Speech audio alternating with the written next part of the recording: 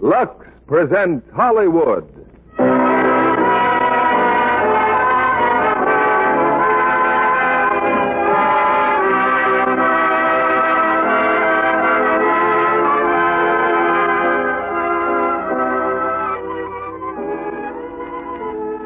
The Lux Radio Theater brings you Jimmy Stewart and Joan Blondell in Destry Rides Again.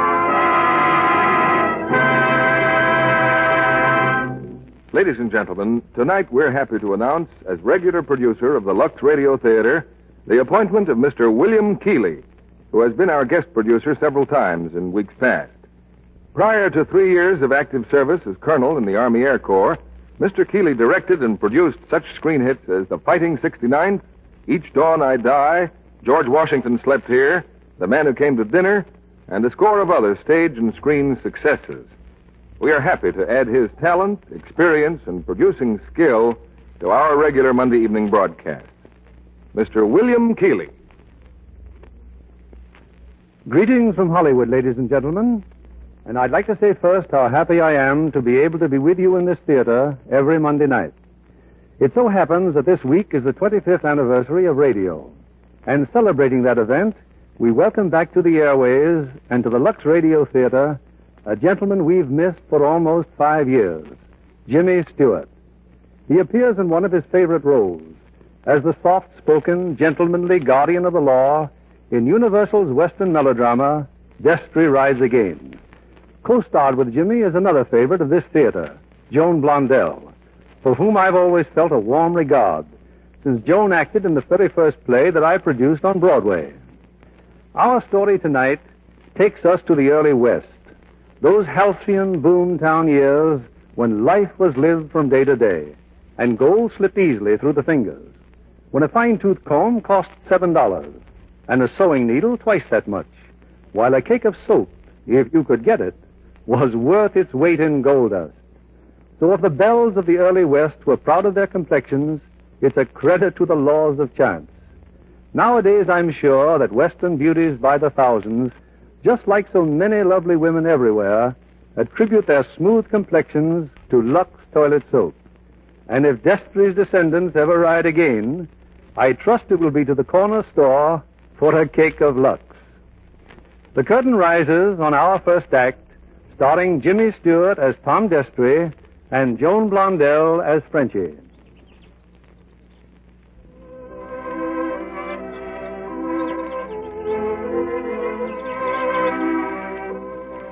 It lies on the prairie like a glittering jewel, the tranquil little town of Bottleneck. Here the honest, God-fearing cattleman tends his lowing herd, and after a day of honest toil, repairs to Johnny Kent's tavern for a friendly glass of ginger beer and a round or two of checkers. Yes, all is peaceful and serene on this typical Bottleneck evening.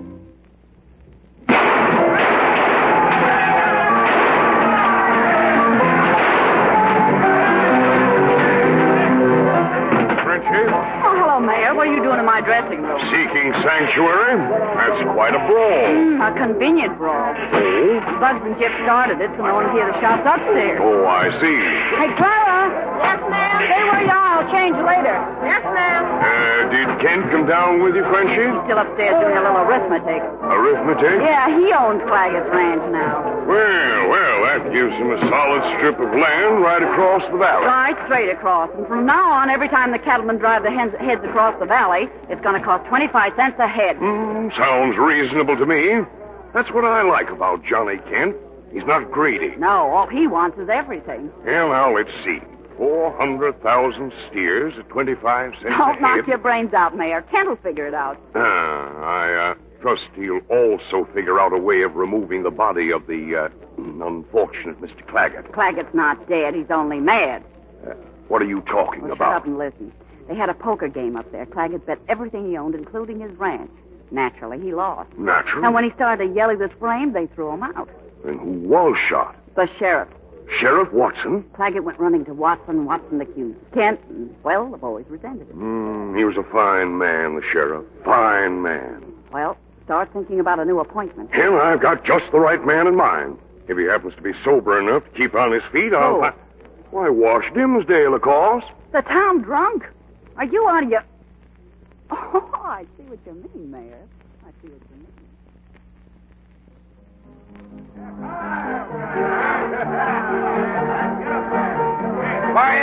Quiet, everybody! Will you shut up? Okay, now. Johnny Kent here's got something to say. Having a good time, everybody? Well, that's what I like to see in my place. Folks, we got some important news from Mayor Slade.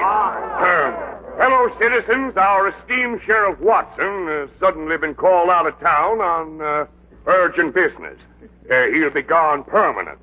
Therefore, I hereby appoint as our new sheriff that paragon of courage, the pride of our community, Mr. Washington Dimsdale. All right, somebody get him up here.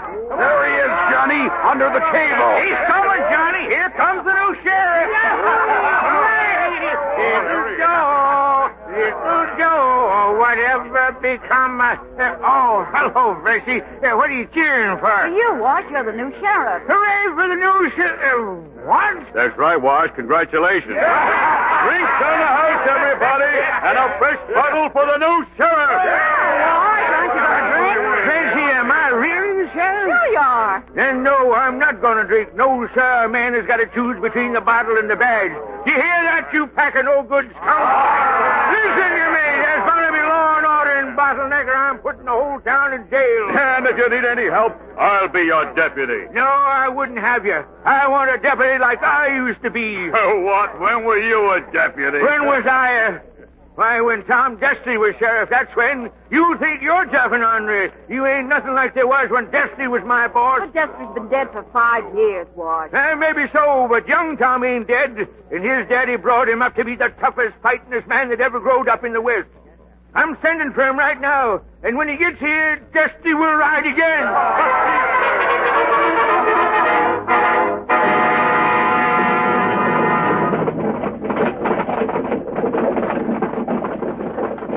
Hey, driver, how many times do I have to tell you? Take it easy on those bottles. Pull your head in. Just wait till we get to Bottleneck, that's all. Jack, please. Trip will be over soon. I don't mind the bumps. Well, I do. And if he don't take it Mr. easy... Destry, Yes, miss. please don't mind my brother, Mr. Destry. He's always threatening to do something. I had a friend once named Stubbs. He's sort of like you, Mr. Tyndall. Huh? He's always threatening to fill somebody full of holes. Well? Well, folks say now that Stubbs was holding up one of the prettiest tombstones in the cemetery.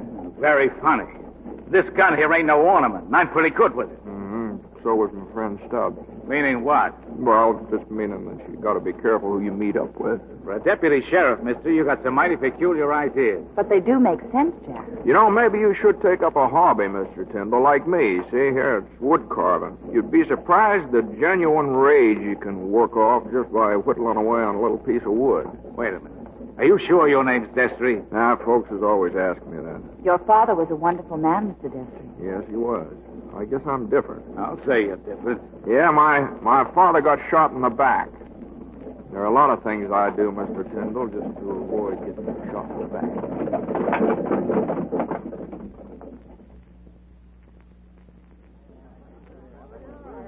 It's coming! It's coming! The stagecoach is coming! Wash, if he really coming, is Destry really Of course coming? he is! He's my new deputy! Jiminy, Wash, you sure look like a real sheriff. Thank you, son. Lily Bell! Lily Bell! What do you want, Wash? The coaches are coming. You got his room ready? Sure, I got it ready. Good. Get ready, everybody. Here it comes. Destry's a coming to Bottleneck.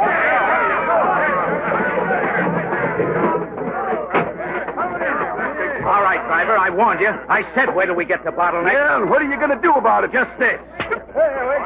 Look out, he's pulling a gun. Duck, stranger, he's gonna... Gonna what? Did you see that? You see that? Knocks him down, then shoots the gun right out in his hand. That'll teach you to drive a little slower. Sure, mister. Sure. Well, folks, that's just a small sample of what you're going to get from now on. Tom Destry. Welcome to Bottleneck, Tom. I'm Wash. Sorry, partner. My name's Tyndall. You ain't Destry? He's still in the coach.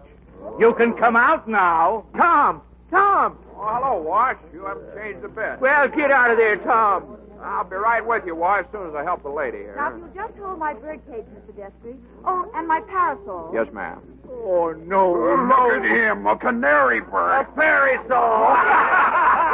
Tom, will you put down that darn bird? Well, thank you very much, Mr. Destry. Oh, not at all, ma'am. Well, you must be Mrs. Destry. How do you do? Wrong again. I'm Janice Tyndall. Oh, well, you'll be needing rooms, too. Come on, I'll show you across. Oh, thank you, but I And you just- come on, too, Mr. Destry. You'll be wanting a cup of tea or something. Tea? Are you crazy? Come on, Tom, we're getting over to the saloon.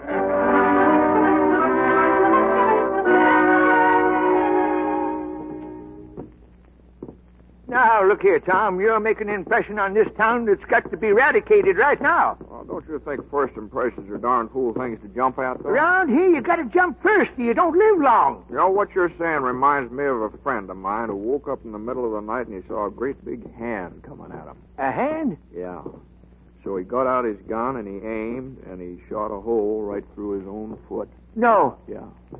Now, he shouldn't have gone by that first impression, should he? Well, he was just a darn fool. He was...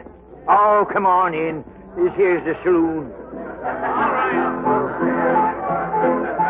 Shut up, everybody.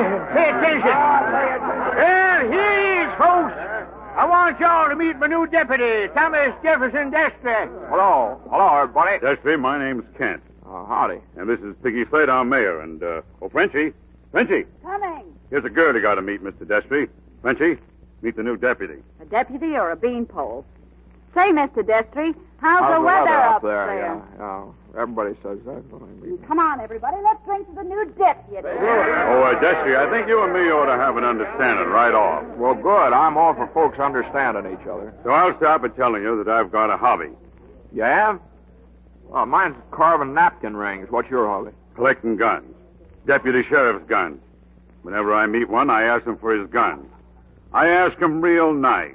Well, I'm afraid this here's one time you're going to be disappointed. You mean I have to take them from you? If you can. If I... Now, hold on now. Hold on. Don't get excited now. I'm just trying to tell you I ain't got any guns. See here? Just what kind of a deputy are you? Oh, if I'd had a gun on me, why, one of us might have got hurt. And it might have been me. And I wouldn't have liked that. Would I? Oh, look at me, fellas. I'm a canary. Tweet, tweet. My goodness, where's my parasol? Yeah, I'll cut it out. If anybody starts picking on you, Mr. Destry, just you come to Uncle. I'll remember that, Mr. Kent. Good. What'll you have to drink? How about a nice glass of milk? Milk? Yeah. I think I will. I have a nice glass of milk. Here's a present for you, Mr. Destry. A bucket of water and a mop. Sure, he wants to clean up bottleneck, doesn't he? You're your deputy, and don't forget the corners.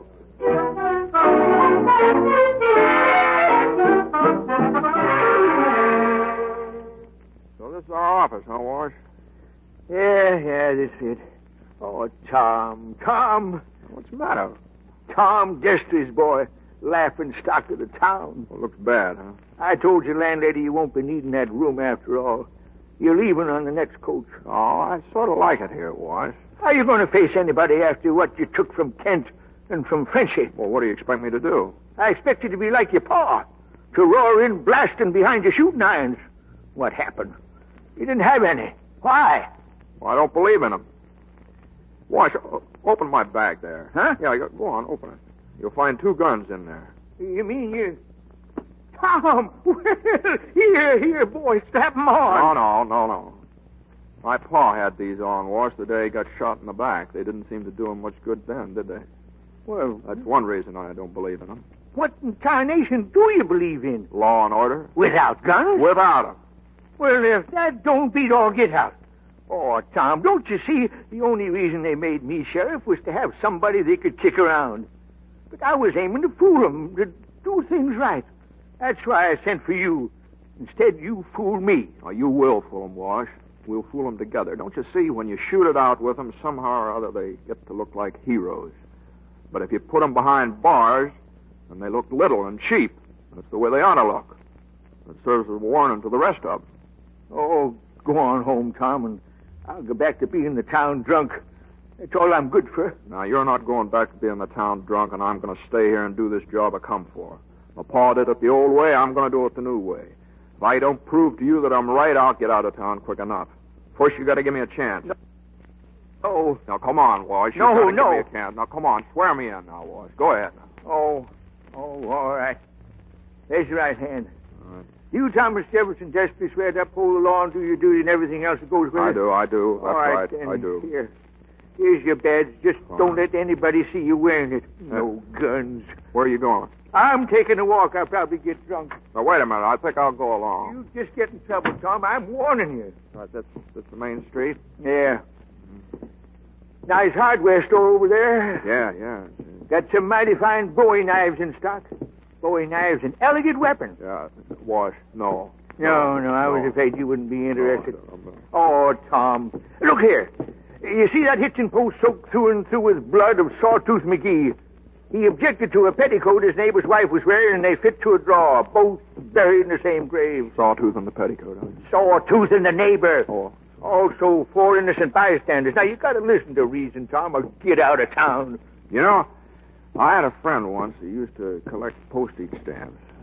And he always says one good thing about a postage stamp, it always sticks to one thing till it gets there. Yeah, I'm sort of like that. Hey, Wash, wait a minute. I've been looking all over for you. What is it? It's your crate, Wash. Come to the express office day before yesterday for Sheriff Watson. Well, what's in it? It appears to be rabbits. And I got to get 'em off my hands. When that crate come, there was only 2 of 'em. Now look. Well, rabbits is like that. Say, where did Sheriff Watson go? I don't know nothing about nothing. Well, you better start learning about rabbits, because I just give you these. Now get it. Thanks, Sheriff.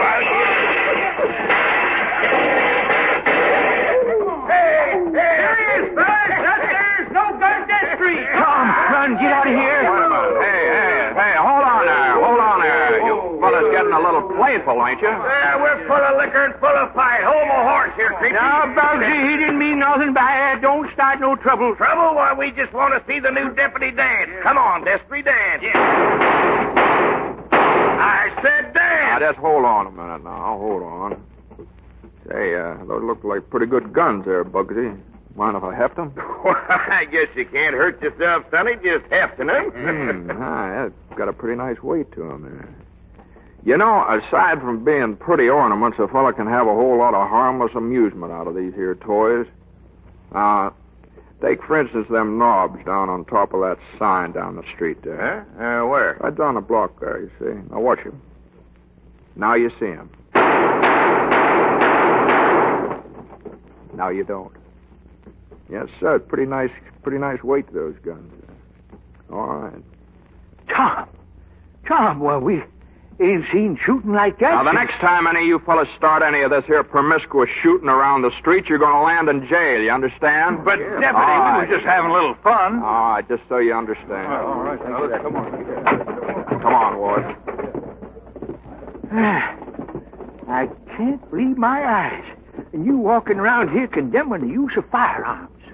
Where did you say Sheriff Watson went to? Well, I didn't say. He certainly left your office in a mess. And those rabbits, he appears clean to forgot about the rabbits. Well, what about them rabbits? It's easy to forget. There's something I can't quite understand. You don't understand. Green snakes and pink elephants, them I can understand. But you've got to listen to me, Tom. All right, Wash, go ahead. As though I ain't been telling you. You got to behave like I expect you to behave. Where's the sheriff? He's out of town, and when... wait a minute. That's me. What? Why, she gotta help us. Gotta come to the ranch now. Well, sure, boy, sure. Well, say, you're Thomas Jefferson Destry, ain't you? That's right. Well, I'm Eli Whitney Claggett. Well, glad to know you, Eli. Gosh, I heard all about your pa all my life whenever we play Indians and sheriffs. I'm always your pa. Well, you couldn't do better, son. Now, tell me, what's the matter? Well, they come to take our ranch away, Johnny Kent and his gang. We've been holding them off so far, but we ain't got much ammunition left. Pa said for me to sneak into town and get the sheriff. Good word, son. That murdering thief, I'll fill him so full of lead. Hold on, Wash. Wait a minute. How come Kent's trying to take Claggett's ranch? Because he won it from Claggett in a crooked poker game. Oh, I see. Well, it seems like to me we're wasting time here. Come on, Sheriff. We got some work to do.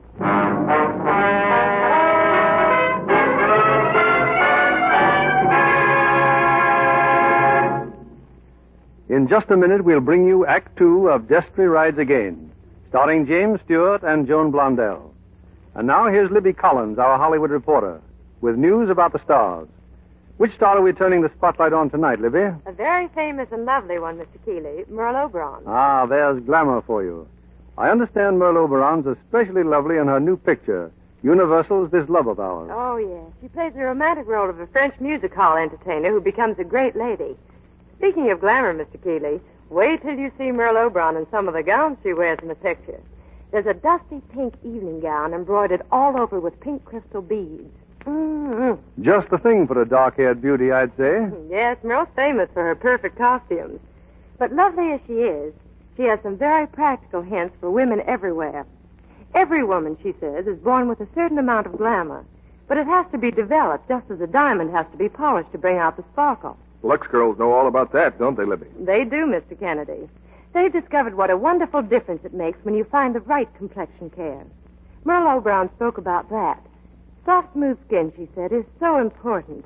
She told me active lather facials with Lux soap have always worked for her. Won't you tell us, Libby, how Miss Oberon takes her Lux soap facials? Well, here's exactly how she does it, Mr. Kennedy, in her own words. I cover my face generously with the Lux soap lather and work at well ends. Then I rinse with warm water, splash on cold, and pat with a soft towel to dry. The Lux soap lather is so creamy, it feels like smoothing beauty in. I wouldn't trust my skin to any other care. That's the way 9 out of 10 other lovely screen stars feel, too. They've found daily active lather facials really make skin softer, smoother.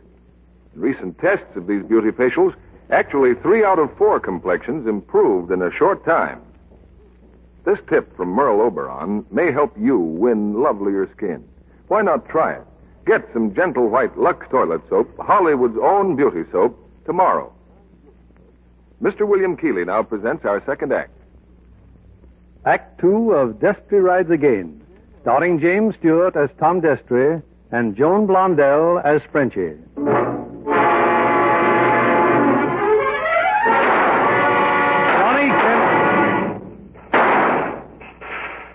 Johnny Kent and his men have come to take over the Claggett Ranch, and they're doing it in the usual Kent manner.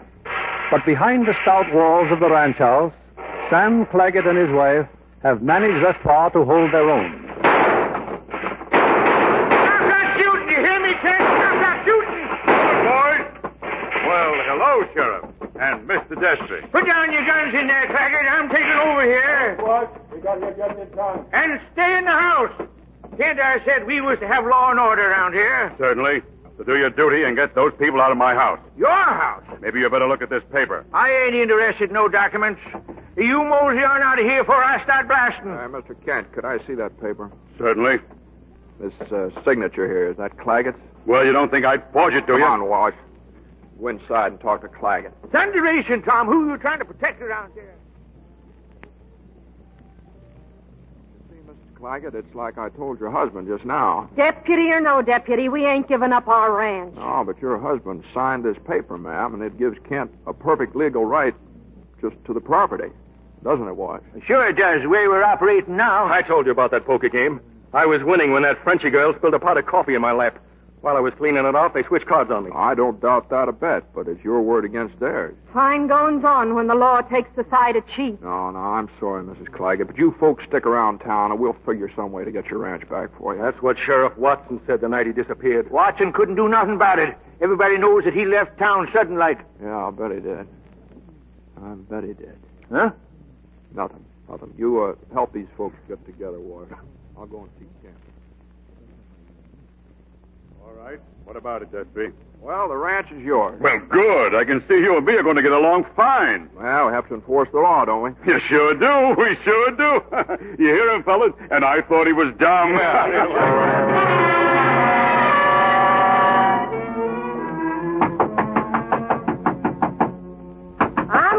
I'm coming. Yes, sir? My goodness, if it ain't the law. Would you mind telling Miss Frenchie I'd appreciate seeing her in some official business, please? Yes, sir. Miss Frenchie? Yeah, what is it? Miss Frenchie, that tall drink of water's here on fishy business. Oh, yes. Well, you can tell him from me. Now, hold on. I just come over to apologize. Apologize for what? For not realizing who's the real boss in Bottleneck. McCoffee, Clara. Yes, sir? Don't let me interfere with your dinner, miss. It's breakfast. Does he get some too, miss? I don't mind if I do join you in a cup. So you found out what was good for yourself, huh? Well, I sort of figure I'd better use a little horse sense. Of course, I could have come over here barging in with all sorts of rumors about you. I'm supposed to say what rumors? You're supposed to say what rumors. And if you did say what rumors, I'd say, well, there's a lot of talk that you do more than sing down at Kent's Saloon. Take part in crooked poker games, cheating folks out of their ranch. Who said that? Just a rumor. You wouldn't have anything to do with anything like that. Here's your coffee. I'd better be careful with this coffee, too. I wouldn't like to have it spilt in my lap, would I? Get out. Get out, do you hear? Okay, Get out. All right, hold your fire now. Hold your fire. I'll go. Just put that lamp down, will you? That's it. Fine. There's just one more thing. You know, I've seen hundreds like you all the way from Jacksonville to Sacramento. You all think easy pickings will go last forever. You're heading for trouble, Mr. Destry. I'll do as I like around this town, and anyone who gets in my way is taken care of. Like they took care of Sheriff Watson. Yeah, just like they... Oh, that's what I thought, yeah. I don't know what you're talking about. You better get out of this town before it's too late. Oh, come on now. I don't think you're half as bad as you make out to be. Never mind what I am. I don't know. I bet you got kind of a nice face underneath all that paint. Look, I'll show you what I mean. Take your hand off me. Sure. Wipe it off someday and have a good look. It's a wonderful face. Figure out how you can live up to it. So long. Clara. Yes, sir? Bring me a mirror. And a towel. Yes, ma'am. That's the most peculiar acting man I ever did see. He's got personality. He sure has.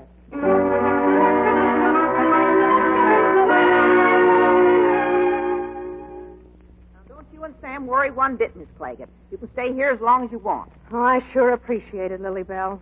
Still and all, if we could have kept on shooting this afternoon instead of sending for them. Now, Mag, they had the law on their side like we The law. I've got something to say about that. Oh, Jack, please. It's none of your affair. It is my affair, Janice. That brat Kent's charging me 2 bits for every head of cattle going through this valley. It's time decent people joined up and got rid of them cutthroats. Well, you'd better start in with this watery-eyed sheriff here and that gun-shy lady-fingered deputy of his.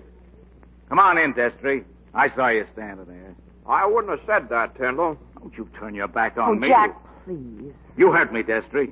And I ain't paying 1 cent to move my cattle. What do you aim to do? At present, nothing. That's what I thought.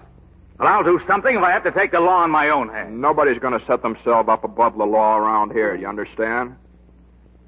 I've got something to say to you. I think maybe I could illustrate it better if I told you a story. I used to have a friend. Oh, another one, Tom? Yeah, another one. He was an opera singer. But he went into the cement business. And one day he fell into the cement.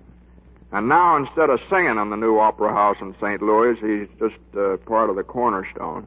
He should have stuck to his trade. You better stick to yours. Tom, where you going? I'm just going up to my room. Watch, get time ready for supper. Tom, how can you talk of eating at a time like this? Because I'm hungry. Come on. Yeah, is your room open? Huh? Step aside. Oh, good evening. Well, good evening. Doubtlessly you are wondering what I am doing in your room. Well, you may believe this or not, but I am waiting for a stagecoach. Now, wait a minute. Aren't you Lily Bell's husband? Sure, Tom, that's just Callahan. Callahan. I am a Stavrogin of Bardyshev. Everybody calls him Callahan, Tom. It's easier to say. I see. Well, I don't mind who you are, but what are your legs doing in my pants? Oh, I find this all very awkward. Oh, he loses his pants regular, Tom. They win him off in him at poker. Then Lily Bell locks him up in his room. Nah, this time I outsmart Lily Bell. I climb through the window, across the roof, and zaff, I find some pants. Yeah, but they're my pants, see? Come on, off with them now. You mean now? Now, yeah. No, the whole world is against me. Hey, wait a minute now. I might be able to make a deal with you. How well you know this country around here? Like a field mouse. There isn't a twig, a tree, a bush that I... Oh, that's good enough. That's good enough. Now, the pants are yours if you do a little job for me. Agreed. What can I lose? Only a job. Command me. I want you to find something. I am a weasel, a hawk. I have the memory of an elephant, the strength... Thunderation, he's not asking for a zoo. No, only a bloodhound that can keep his mouth shut. I shall be a bloodhound. Sniffing and silent. What's missing? The body of Sheriff Watson. Pardon me while I give you back your pants. Tom, What do you want to find Watson's body for? Because you can't prove a murder without a corpse. And I think Callahan would make a pretty good second deputy. A deputy? Yeah. Deputy Stavrogin, order me where you will. To Siberia. Come on, then. We'll go down to Kent's saloon.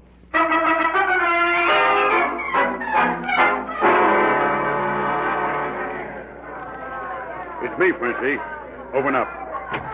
Make it snappy, Johnny. I got a song coming up. Look, did you have any callers at your house today? Men, women, or children? I don't feel like kidding, Frenchie. Did you or didn't you? Who, for instance?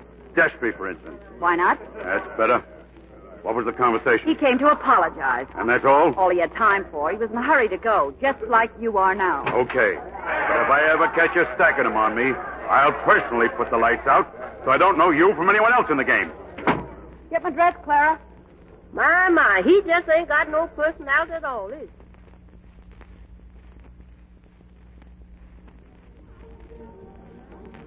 All right, now, Callahan, you stay right here, just outside the saloon, and follow any of Kent's gang that come out. I wish you'd tell me what you're up to, Tom. All right, now, look, we can't find the missing body, can we? The next best thing is to have them find it for us. Please, let's go home. You do as you're told. Wait a minute. Who's that? There on the porch of the saloon. Oh, it's Frenchie, pacing up and down on the porch. Well, here goes. Get over here, Callahan. We'll wait in the shadows. Got a match, Deputy? Oh, sure. Here you are. Thanks. What, you've been arguing with somebody again? How'd you know? Well, I read a book once that said women always look their best in the peace and quiet that follows a storm. Very good, but it would have been much nicer if you thought of it yourself. As a matter of fact, it did. You won't take my advice, will you? But leaving town, no. Hey, I got something for you. Here. What's this, rabbit's foot? Yeah, take it. And keep away from dark corners. See inside, maybe, huh? Got to do my number now. Yeah, sure. I'll be right in. Wait a minute, Destry. See now why you don't need guns. You do? Yeah. And why I can't get my cattle through. But I'm taking them through in spite of you, Kent, or anybody else. Well, I'd think twice if I were you, Tyndall, before I started trespassing. You're cutting in on Kent 2 or 3 different ways, aren't you? Oh, I'm sorry you made me do that, Tyndall. I'm very sorry.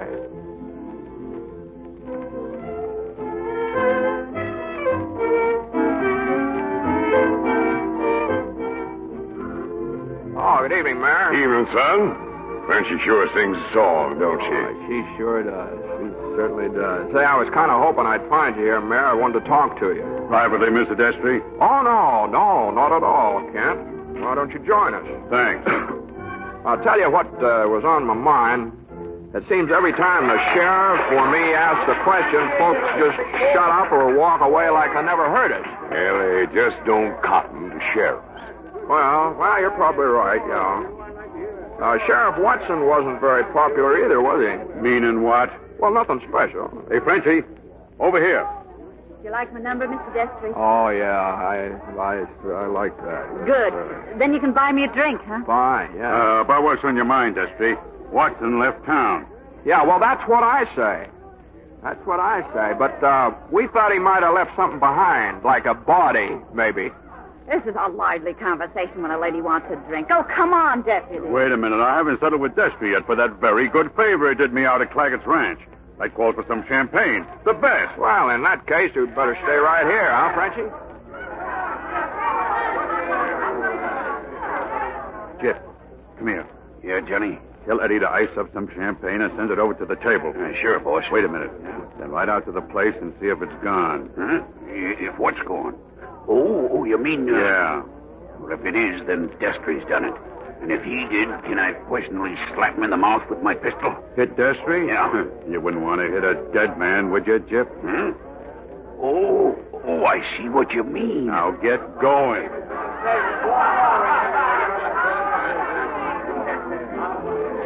Yeah, man, that fella Johnny Kennedy reminded me of a friend of mine back in Kansas City. Drinks nothing but wine. Every time he came to town, I had a friend in New Orleans like that, only he was crazy about clams.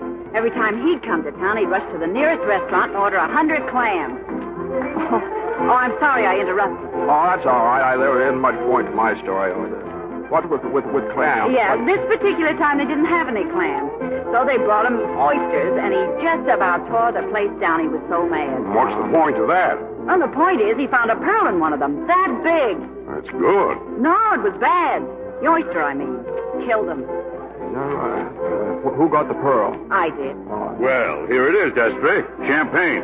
Well, if we're going to make an evening of it, how about you and me having a dance, Frenchie? What about it, Kent? Okay. Sure, go right ahead.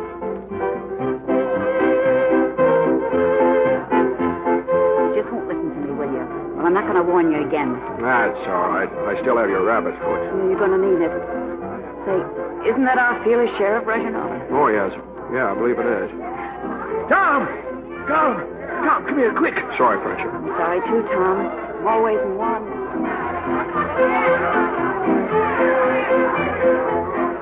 Oh, that's fine, Wash. Fine. Now, you get back to the jailhouse with Callahan. I'll handle things here. Sure, Tom, sure. Yoo-hoo! Stop the music here for a minute. All right, hold it down, will you? Stop the music here, just a second. Wait a minute. Folks, sorry to interrupt you here, but I got a little official business. Hold on now. Wash and I ain't going to ask any more questions about Sheriff Watson because Wash just found the answer. And one more thing. All relatives and friends of Gyp Hiller are hereby notified that he's in the jailhouse charged with murder. That's all. Hey, wait a minute. My brother didn't have nothing to do with that murder. Now, don't get excited, Bugsy. Gyp's not hanged yet. And he's not going to be. You get over there and turn him loose. I'm afraid I can't do that, Kent. Not till after a trial.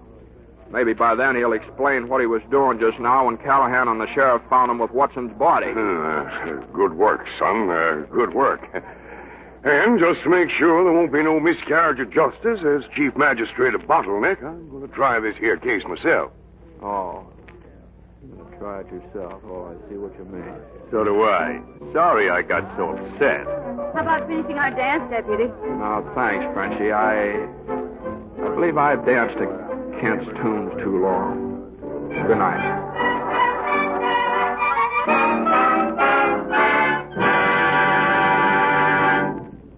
We pause now for station identification. This is CBS, the Columbia Broadcasting System.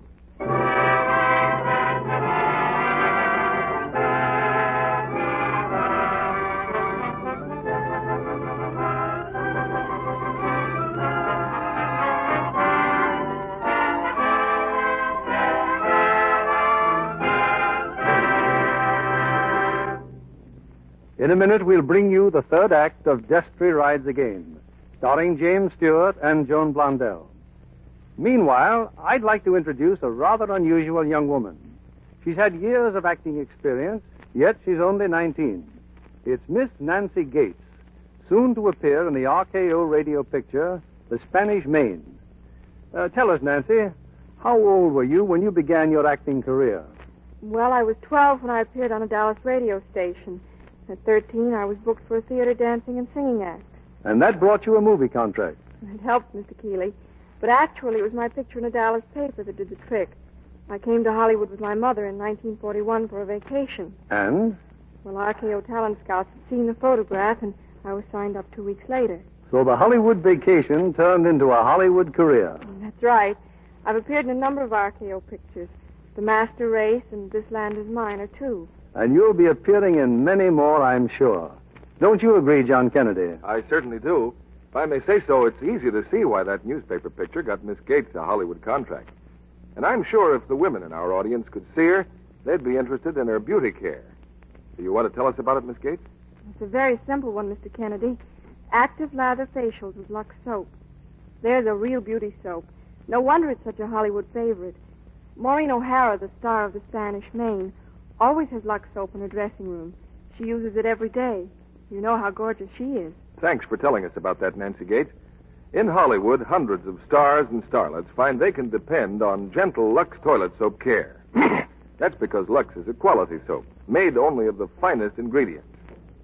If you haven't used it, why not begin tomorrow? You'll be delighted with Lux soap's satin smoothness, the rich, creamy lather it gives. You'll find it leaves your skin looking flower fresh, appealing, the way skin ought to look. Here's our producer, Mr. William Keeley, at the microphone. Our curtain rises on Act 3 of Destry Rides Again, starring Jimmy Stewart as Tom Destry and Joan Blondell as Frenchie.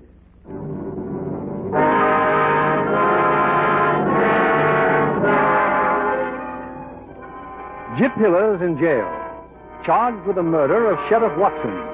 But with Mayor Slade presiding over the forthcoming trial, justice in Bottleneck still is just a joke. An hour ago, Tom Destry locked up another prisoner, Jack Tyndall, and now Janice has rushed to the jailhouse. Now, don't get all upset, Janice. I had to put him in jail. But why? What did he do? Well, he drove his cattle through Kent's property. That's trespassing. I see. It's all right for murderers to go free, but trespassers... No. Nobody's gone free yet. Oh, Tom, I wish I could understand you. But don't worry now. I think we got a chance.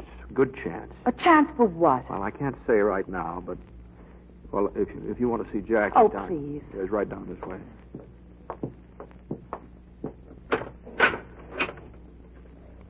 Jack. Hello, Janet. Well, I told you I was going to bring our cattle through, and I did. I didn't pay a penny. I ain't going to pay, and nobody's going to make me. Jack, you're the most stubborn, ornery, mule-headed... Self-opinionated. That's always a good word. Oh, I give up. Talking to Jack's like talking to a stone wall. Yeah, Gyp Hiller won't talk, and your brother won't listen. You know, if he was reasonable and paid Kent the money for moving his cattle, he could turn right around and sue and get all the money back. Sue Kent? With Slade as the judge? Oh, you must think I'm really tough. All right. Forget it. Anyway, Janice, thanks for trying to help out. Jack will be here for quite some time, so if you want to... It's here. I got it. What is this, Callahan? Look, it came. The letter? Yes, here, from Cheyenne. Oh, thanks. Now, here's something you might like to read, Jack. From a friend of mine. He's a federal judge with a hankering to travel. Huh? Now maybe you can see why I want you to pay Kent. Slade won't be on the bench. And if you can just keep yourself from getting your fool head shot off until that federal judge gets here, I can get my convictions and you can get your money back. See what you mean. Okay. I'll pay him. Here. I got a draft. Wells Fargo will cash it. That's your job, Callahan. Then take the money to Kent and get a receipt. Yes, Commander. I am a courier. A bolt of lightning, but silent as the night. Farewell. You'd better wait for the draft, Mr. Callahan. Oh? Here. Now, then come right back. All right, Tyndall. I'm turning you loose in your sister's custody.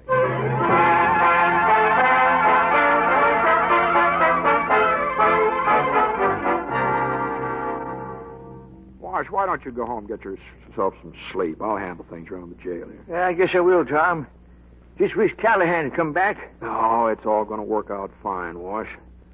Gyp's going to tell us a lot as soon as he finds out that Slade isn't going to be on the bench. It doesn't hardly seem possible, Tom. Who's that? Deputy Stavrogin reporting, Excellency, with the receipt. See? Kent signed it himself. Good work, Callahan. Please, not Callahan. Anything special going on in the saloon? Very little. Mayor Slade is swearing in his jury. $200 each for now. 300 more when they set Gyp Hiller free. He's wasting Kent's cash. He could pack a jury for a lot less. That's what I told him. I said, just wait till that federal judge gets here. You what? I said, just wait till that federal judge... Oh. I presume you'll want the pants back with the badge? Oh, it doesn't matter, Callahan. Doesn't matter now. There won't be any trial now, Tom. Crooked or no. They'll be down here tearing this deal apart and turning Gyp loose. No, maybe not. Maybe not. Now, maybe for once we got them scared. Tom. Mr. Destry. Oh, that's all right, Watch. It's only Frenchie's maid. Oh, Mr. Destry, Miss Frenchie says she wants to see you right away. She says it's awful important. Oh, I tell her I'll be right over. Tom, you're walking into an ambush. They'll spot you out on that street and fill you full of lead. No, I don't think so, Wash. Not yet. Now, you hold on the fort. Don't worry none about me. I will.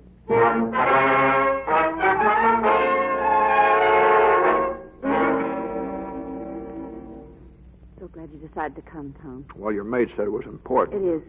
Trouble? No trouble. I'm leaving town tonight and wanted to see you before I left. Well, pretty sudden, isn't it, Frenchie? Well, I'm like that. Oh, could something have happened, a bit of news or something? Don't be so suspicious. I'm just tired of Bottleneck, so I'm going back to New Orleans. Yeah, I guess it will. Or will Tyndall's sister get me off your mind? I'd like to wish you good luck. Good luck and a nice trip. You didn't answer my question. I'd better get back to the job. Tom, you ever been in New Orleans? No, I haven't. It's a wonderful town. You'd like it there. How about it? Oh, Frenchy, What's that? Say, that shooting's coming from the jailhouse. Tom, no, you can't go out there. Why not? Well, Kent knows all about the federal judge. They'll kill you. They're getting gypped. Now, stay here, Tom. Stay here. Oh, so it was your idea, huh? Yours and Kent's. Get me away from the jailhouse, and I was stupid enough to... Tom. I never hit a woman before in my life, but I guess you're not a woman. Did you get him, Tom?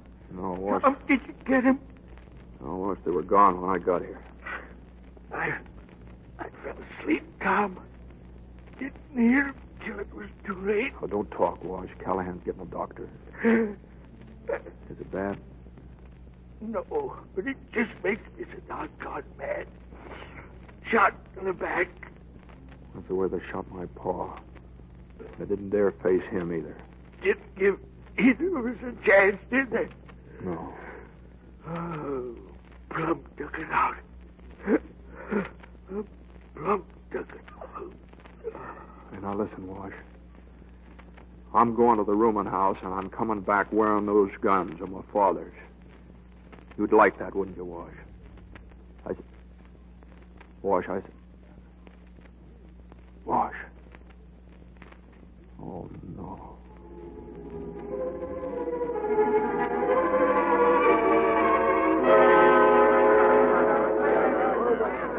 Now, wait a minute, Destry. You can't do this alone. Where's the men that murdered Wash? Where'd they go? They're in the saloon. Kent's got it barricaded like a fort. Now, these men here, Destry, say the word and we'll all go with you. All right, now hold on. As long as you're with me, there are two things I want. I want every freight wagon in town and a stick of dynamite. We can get a lot closer to the saloon and wagons, and when we do, the dynamite will open it up. All right, now let's get down to the corral. Let me get through, Tom. Wait, Kent's got 30 men in there. You won't have a chance. I thought you said you were leaving town. Come on, boys. You women. Those are your men, and you stand there like a lot of sheep while they walk out the slaughter. Why don't you stop them? Go back where you belong. Wherever I belong, I don't pretend. You shut your painted mouth. I wouldn't wait around for my man to get killed without doing something about it. I'm warning you, Jezebel. Wait a minute. Maybe she's right. You talk about doing something. What can we do? I'll show you what you can do. Get every woman in town and follow me.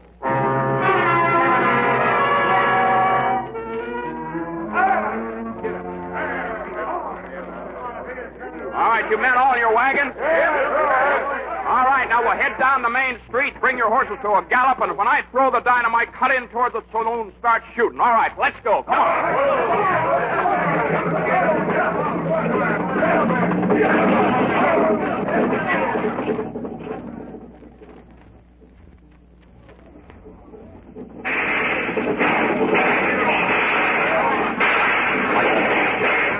Throw that dynamite, Tom. Throw it. All right, head in, boys. Head in.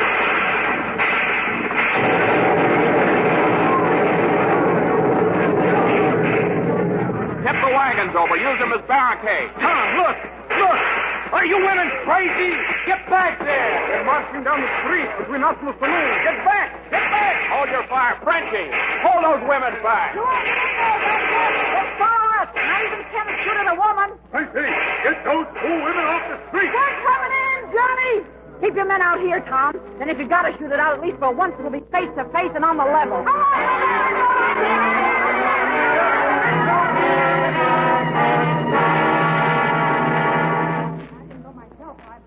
All right, you better get out of the saloon, Frenchy. We're going to burn it down. Besides, we got them all except Kent. I saw him run upstairs. He's up there somewhere. All right, fine. Thanks. Tom, no. A dozen places he could be hiding. Kent's here. I'm getting them myself. All right, I'm coming up, Kent. If your hobby's still collecting deputies' guns, here's your chance to get a couple. You're standing in my light, Frenchy. Johnny. Sure, I went upstairs, but I come down again. Tom, look out. Tom, he's down here. Too bad, Frenchy. Just a mite too late. Frenchy, come back. Tom, he's...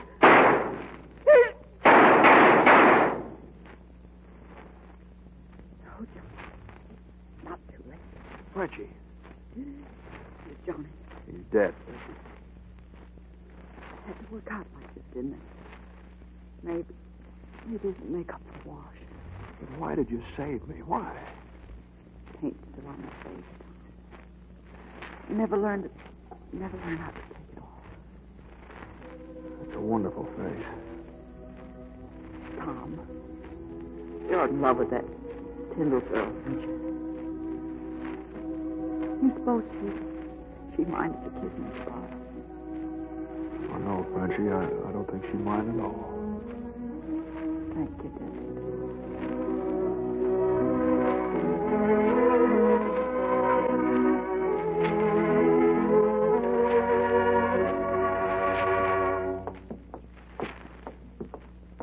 Oh, you're all settled down your ranch again, huh, Eli? Oh, sure, Tom. We've been settled now for most 2 weeks. Well, that's good. That's fine.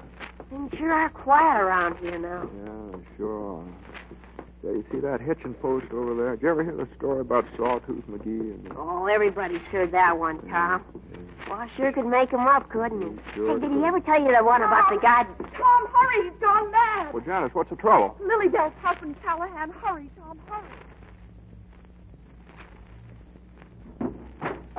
He's in there, Tom, behind that door. Stop him. Help. Callahan. Don't you dare. Callahan, you're crazy. Who wouldn't be crazy? Tom, go in. Stop it. No, I really don't think it's necessary, Janice. I think Callahan's just finding his pants. What? After 5 years, I finally find out why they call me Callahan.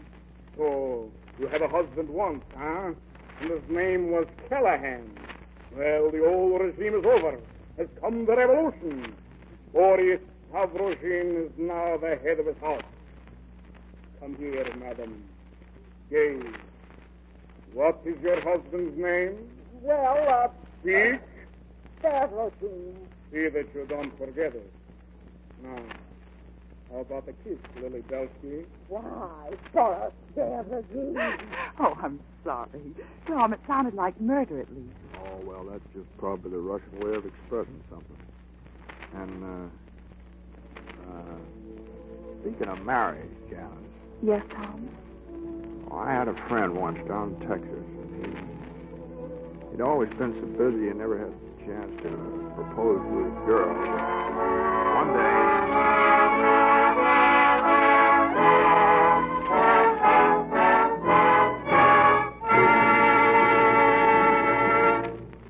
With that well-deserved applause, our thanks to Jimmy Stewart and Joan Blondell, who come to the footlights for their curtain call.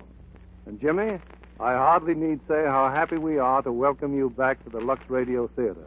Well, thank you, Bill. I'm mighty glad you had Joan Blondell on the receiving line. And we're happy to hear that the welcome mat is out to you, too, Bill, as regular producer of the Lux Radio Theater. Well, I'm looking forward to the job, Joan. Right now, it seems a big responsibility. I'd say you have everything it takes, Bill. You've been an actor, director, and producer. I don't know anyone in Hollywood who's better fitted for the job. Well, thanks for the kind words, both of you. And I'm happy to see from that smooth complexion, Joan, that you've been faithful to the real producer of this theater, Lux Toilet Soap. I've always used Lux Toilet Soap and wonderful complexion care. What's Lux producing next week, Bill? Next Monday night, we have a Broadway stage success that made an equally dramatic and exciting picture.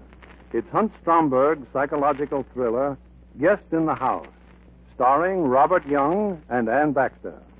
For sheer dramatic suspense, you'd have a hard time beating this melodrama of a happy family invaded by a strange and sinister influence, a conflict building towards a startling and extraordinary climax. Well, Guest in the House should fill the house, Bill. Congratulations. And while we're reminding our listeners to join us, there's another important reminder for this coming week. You mean a little matter of $11 billion, Bill, huh? A little matter of $11 billion. Well, it depends on how you look at it. $11 billion is a lot of money, of course. But it's little compared with the debt America owes to the men who fought and won the war. I guess you're right, Bill, and America was never a country to welch on debt. Of course, a lot of people may feel that with the war over, there's no need to go on buying bonds. They feel that the job is done, so the debt stops. And yet the job isn't done, for thousands of men we're leaving overseas to keep the peace while we enjoy it. They're counting on us for food and shelter and supplies. And how about the cost of bringing so many thousands of our troops home? Well, just about the biggest, costliest transportation move in history. When we got them home, another job began. And we've been calling it rehabilitation. What it really means is that giving those men a break, give them a chance to learn a trade, get an education, everything that was promised them while they were fighting. And, of course, some of those boys we'll never be able to repay. No, I'm afraid not. Oh, we can never repay the men who died in this war, but we can see that their families are cared for. And we can see that the thousands of wounded in our hospitals will have the best medical care and the best possible chance to get back on their feet again. You know, they're having a bomb drive in Canada, too, and with many of these same purposes in mind. That's right, Joan. And in both countries, bombs are the safest and best investment you could find. How else in the United States can you get $4 back for $3 and guarantee your future and your country's future at the same time? You know, if everybody in our audience tonight were to buy one extra $100 war bond this week, we'd have more than a quarter of the total loan subscribed. Well, that's quite a challenge to your audience, Bill. Or perhaps I should say quite an opportunity. Well, here's hoping with all our hearts they take it. Good night. Good night. Come back again soon.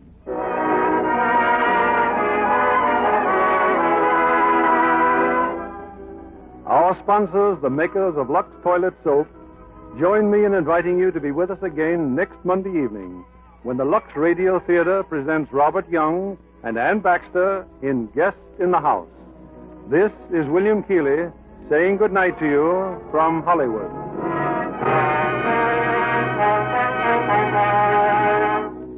This week, here in Hollywood, the motion picture industry begins its little-known and little-publicized United Charities Drive. Members of the studio colony have pledged a total of more than $2 million to be distributed throughout the year to worthy causes. All this, of course, is over and above the personal appearances of stars and the donation of promotional films and other services in support of the current Victory Loan Drive. Joan Blondell can currently be seen in the 20th Century Fox production, A Tree Grows in Brooklyn. Our music was directed by Louis Silvers. This program is broadcast to our men and women overseas through cooperation with the Armed Forces Radio Service. And this is your announcer, John Milton Kennedy, reminding you to tune in again next Monday night to hear Guest in the House with Robert Young and Ann Baxter.